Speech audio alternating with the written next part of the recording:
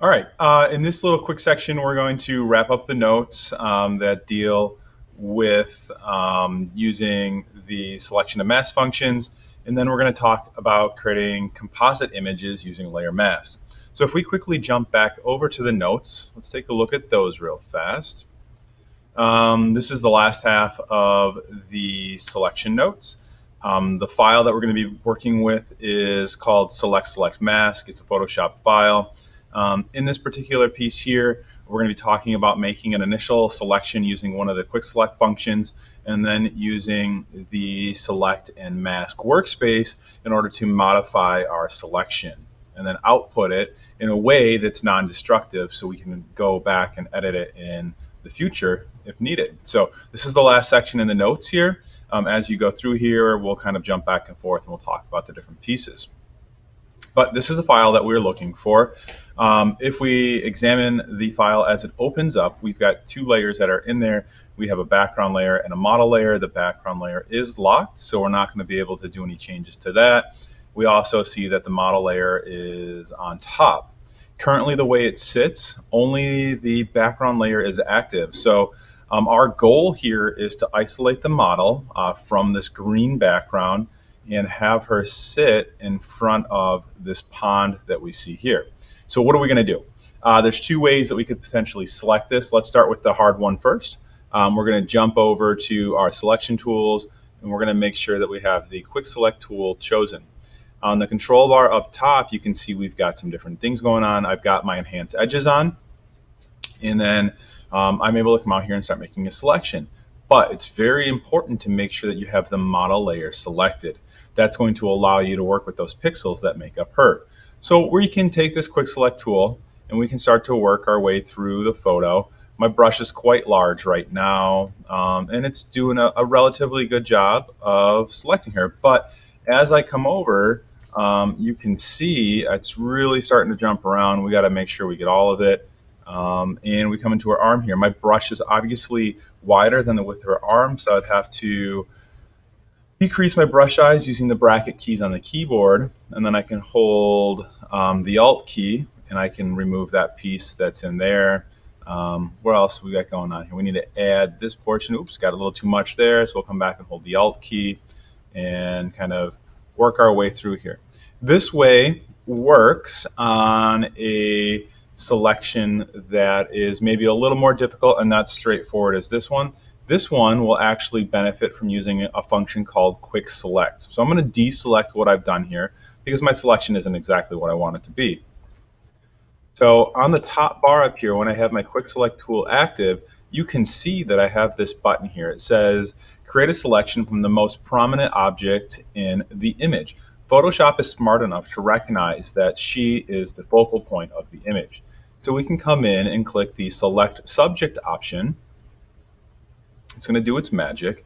And look at that. It's gone ahead. It's done a nice selection. It's even removed the selection from these out of focus areas in her arms. There's a few pieces that need to come back and be refined. So that's what we're going to do now. And that's the whole, this last section of the document talks about using the select and mask function. So as I click select and mask, by default, the tool is going to pop up on onion skin. With this, there is a transparency option, so I can increase or decrease. I don't use this function very often. I generally switch over to either an overlay view or a on layers view. Those are the two that I generally stick with. We're going to go back to overlay right now just so we can see what's taking place. If I back up, we have to understand that with a mask, anything that is black is going to be hidden on a layer and anything that is white is going to be revealed. So right now, what's happening, all of the red will represent a black mask if I were to output it as a mask. So that would leave her the only visible portion of it. But let's zoom in. We can start to see that there are some areas that have not been chosen, especially here. This would be what's considered a difficult selection to mask because it's hair.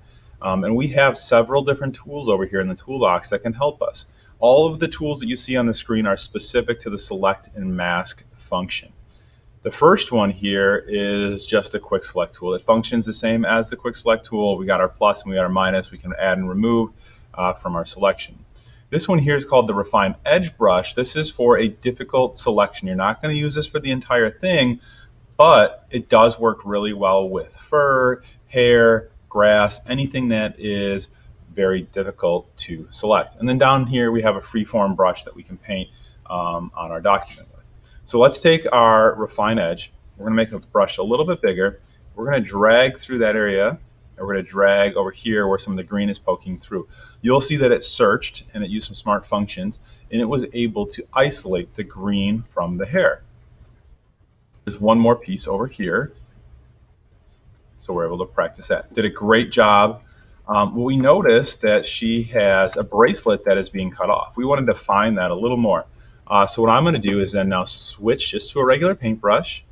And if I right click on my screen with my mouse, I can get in here and change my brush size, my hardness, all of that stuff. So we're going to increase that a little bit. You can see I'm going to make my brush a little bit smaller so I get some more detail in here. And I'm able to really bring back some of that detail that I didn't have before in the brush. That's a really good selection for her. I think she's good. At this point, we need to output her the correct way. So if we take a look over here, before we get to outputting, let's quickly talk about I gotta move this really fast. Let's talk about some of these options that are here. We can smooth our selection. So if we come in here, we can click and drag this. And if I exaggerate it and I put this onto layers, you'll see it take place. Her edges are very soft, right? We're going to knock that back down because that's not a desirable effect. We're trying to create a nice, clean, crisp option there. With feathering, again, you see how it feathers her out. So there are certain things that this would work well for. We're not in the case where we need to feather things. If we were creating like a collage image or something along those lines and we wanted to have a nice blend between different pieces, a feather would be a good option. But we do want to bump our contrast a little. That's going to sharpen our edge for us a little bit, which is great. So now it comes time to output this. What do we mean by output? Well, currently we're in this preview mode, and if we open up the output settings, you can see that it's going to output to a selection. We don't want a selection. We want to have a mask because we just came from a selection, which are those marching ants. So let's click on that. There's two ways we could output this. We could do it as a layer mask, or we can do it as a new layer with mask. Either one is fine for us. They're both non-destructive editing. So I'm going to choose layer mask right now, and I'm going to click OK. Now, when we take a look at her, she's sitting right there. Let's take a quick look at our layers panel and see what's happened. You can see on the model layer, we now have a mask. That's what this piece is right here. Let's zoom in a touch. And with that being said, it's linked. So we have our picture, we have a link symbol, and we have our mask. We can see we've got the black, which is hiding, the white, which is revealing, and we also have these little brackets in the corner. So that means that it's the active portion of that layer. This layer now has two pieces. We could jump between the layers if we wanted, we can move around.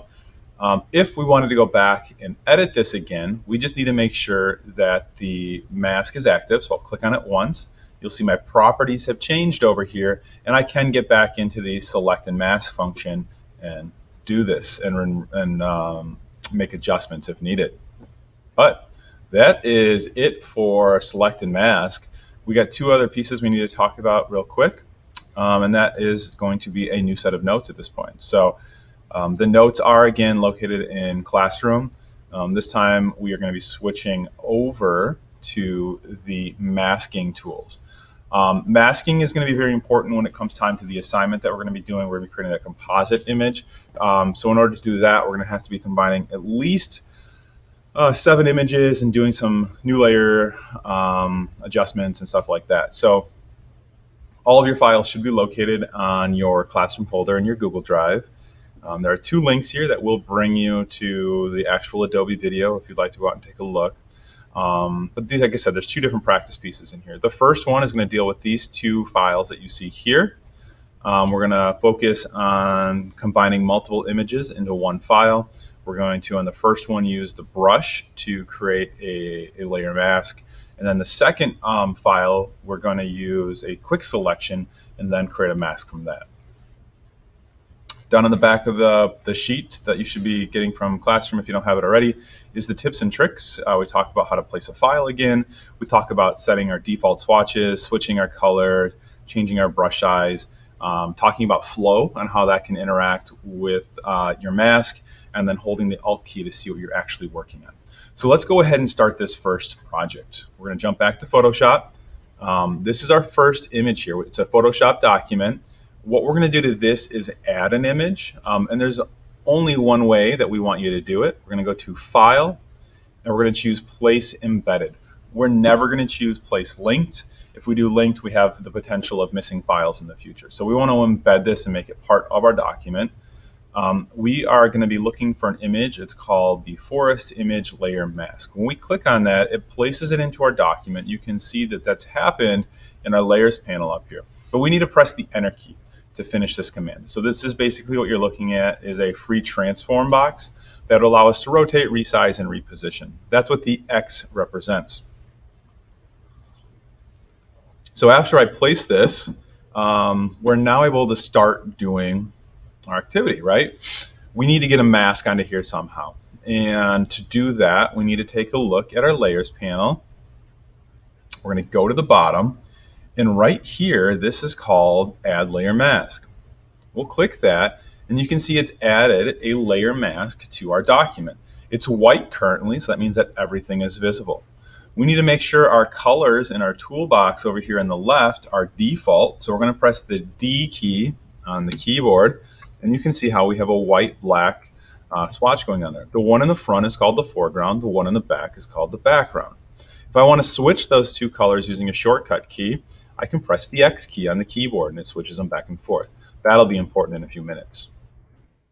Anyways, let's see. We've got the layer mask selected. We're going to come over and grab our paintbrush, and we can come out to our tree here. A couple things before we start to paint. We have our options that go with the paintbrush. If we click the drop-down box with the brush indicator here, we can go ahead and change the size and the hardness. You can change your opacity and your flow. All of that will result in different selections there. I prefer to right-click with my keyboard or with my mouse and pull up my pieces here. So just a quick demo. At 100% hardness, if I come out here and I click, I got to change my flow back to 100. You can see I have a very sharp circle. If I right-click again and change my hardness to 0 and come back out here and click, you see how soft that is? That was one click. It's the same size brush, different hardness level makes a huge difference in the document. So we are going to right-click. Hardness is going to be somewhere in the 30s for me. And our goal is to get the waterfall to start to come through the tree here. And I'm going to leave the top the way it is for right now, make a bigger brush, and use my bracket keys on my keyboard, kind of get that middle piece painted in. And then I'm going to come back now, change my flow quite a bit, and I'm going to start working on the edges of my document. And I can start to kind of pull some of the texture from both of these pieces. As you're doing this, maybe you want to switch back. I got too much, right? So I'm going to push the X key on my keyboard, and it switches my colors for me. I'm going to change my opacity even more. So I'm really just painting with grays now versus painting with black. So I'll have a little more of a transparent piece take place. So I have more of a blend rather than a solid edge to my document here, right? So I can come back in here, start to paint these a little bit more. This is maybe a little intense right there. And now I'm going to switch back, but we're going to work our way up into the crack a little bit. And we want to be black. We're going to make my brush smaller. So work our way up, switch it back over, and now kind of paint back into the tree to fade those out. And when I back up, you can see how we have created a waterfall that is coming out of the tree. So you just have to sit here and work with these and really try to make them blend together. But the last step is to check where you've been painting. So you can hold the Alt key on the keyboard and you can click on your mask and you can see exactly where you've painted. you can see that I've got some pieces here that probably should be adjusted here, at least in the middle of my document.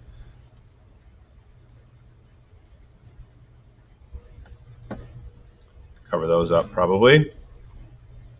Here we go. Hold the Alt key to get back out of this mode, and there is my final product.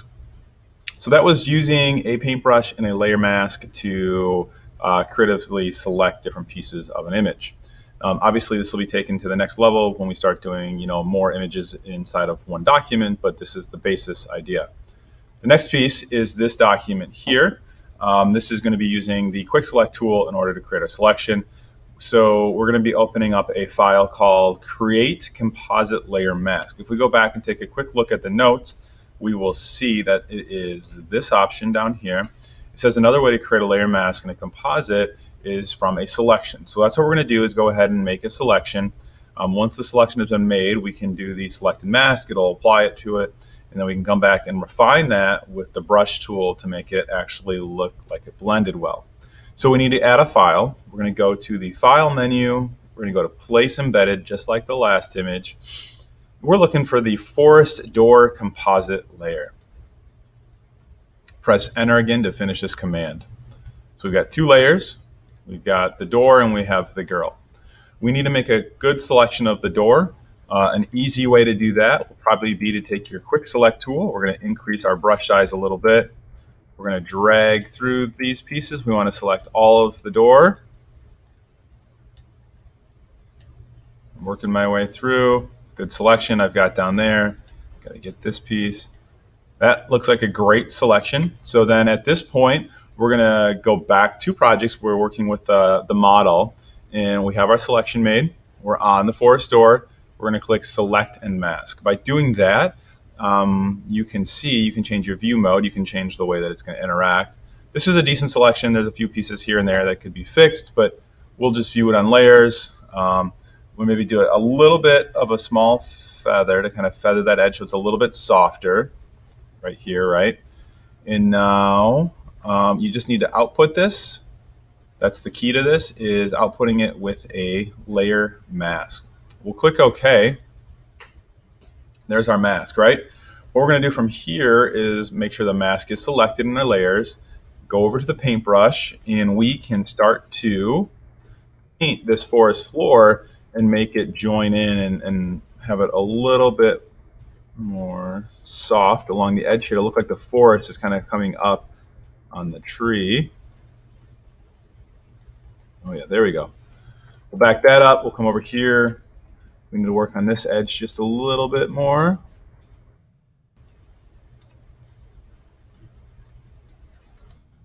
There we go.